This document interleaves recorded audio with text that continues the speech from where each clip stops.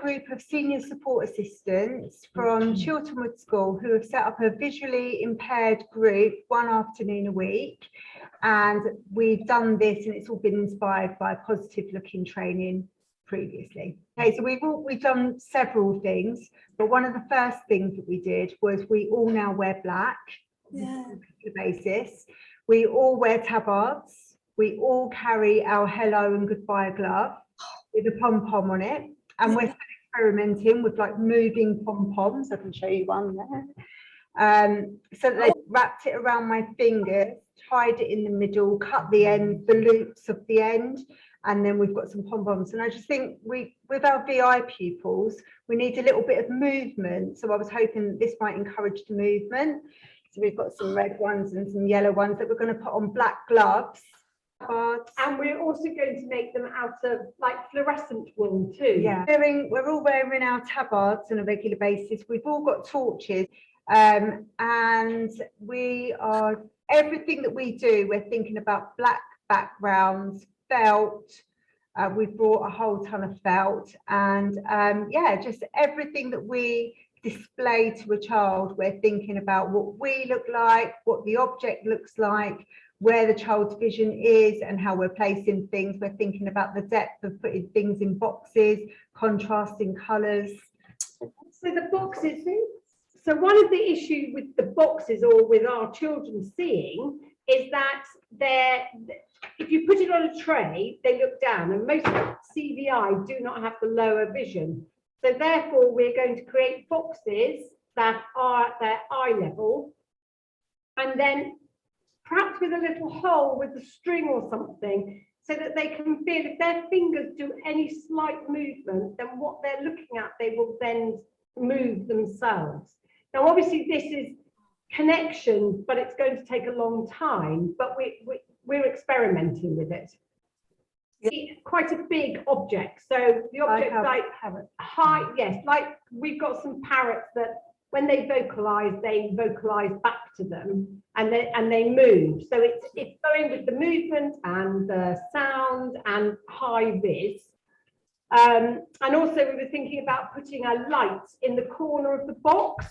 So actually you're then enhancing the whatever you've got in the box. So this is the parrot. That parrot. And then you turn him on, he copies whatever they say. Hello, Gwen. Hello, Gwen. I just thought red for early vision would be really good, but we're going to experiment with lots of different colours. You've made dolls and brushes and all sorts for your stories. Because ours aren't quite there for a story, we also thought that with the boxes that we make, they can have almost like a bit of a slit in the back of it, so that you could move, because they need the movement. You could make up a character with all the sparkly material, etc. on, but then you can actually move it backwards and forwards. So if you've got slits in the back of the box, you're able to move that character rather than it being static. And encourage locating and tracking. And I think we're better at observing. I think it's made us more aware of what we're observing when we watch our children. It's really made us question what we see, and it's really made us think about the children's response to the different things. I mean, especially within the colour tents, as Teresa said, that we're going backwards. One child we put in there, and he's like a different child. Really? We wouldn't have done that had we not done positive eye, because we wouldn't have thought in the way that we are now thinking. Yeah. I think doing the course made us believe in ourselves. Because we didn't have anything to hang it on, we were floundering around, knowing that we were doing a good job, but it wasn't validated in any way, shape, or form. But having done the training, it suddenly validated what we did and gave us confidence. You always say you can never you can never do anything wrong or make a mistake. And it's given us the confidence to try and look and just experiment, really. In a school, you get bogged down in the timetable and what Ofsted want to see, etc. And actually this has made us reevaluate a lot of things and say, hang on, stop. We want to change things. This is about actually the children need more, they need more time. We've got to slow everything down. What you're asking them to do is it's too fast, it's too quick. You're not giving them enough time to actually respond. And that's not in vision. So I think it's opened up. Yeah. I thought as the child holistically, or Yeah. whatever the word is, as a whole child. So it's like, it's just made us reevaluate, I think, Yes. how and why and what we do. It's made us in a way that now we're thinking, what am I asking you to do? Am I asking you to look? Am I asking you to listen? Am I asking you to feel? What am I asking you to do? And it's made us isolate those things and realize that some children can't listen and see at the same time, and some children it is too busy, there's lights going, there's things going on, and it's over stimulating. And it's really made us strip it all back, that when we're thinking about vision, it's only vision. And obviously the other senses do come into it, but it's really made us strip it back to basics and start from scratch and forget what we thought we knew and start again with what we now know. Can they manage two senses?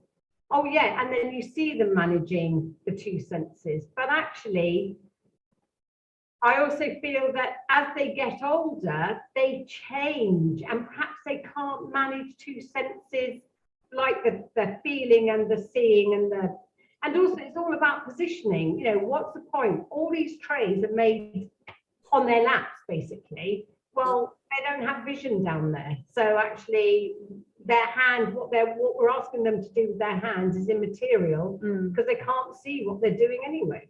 And the physicality of their bodies, they're not all able to have their hands and their eyes meet. So now we have to think a different way and think, what are we asking you to do and how are we going to achieve that? And I think the biggest impact is that we don't just do vision as an isolated session. Vision is now part of our children's day, and it's not just going off into the dark room to do light work. It's about thinking about what that looks like on a daily basis in other lighting conditions.